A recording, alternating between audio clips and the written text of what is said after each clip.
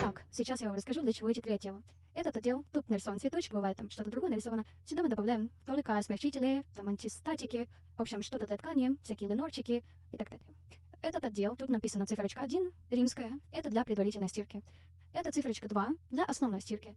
То есть мы берем наше средство и заливаем. Скорее всего, что указано здесь тоже количество, миллилитры. Вы можете наполнять полный стаканчик, выливать. Также можете в предварительную стирку немножко выливать. У меня гранулы, мне это не нужно добавлять сюда. Это я добавляю сразу в барабан. Поэтому пользуйтесь, не благодарите.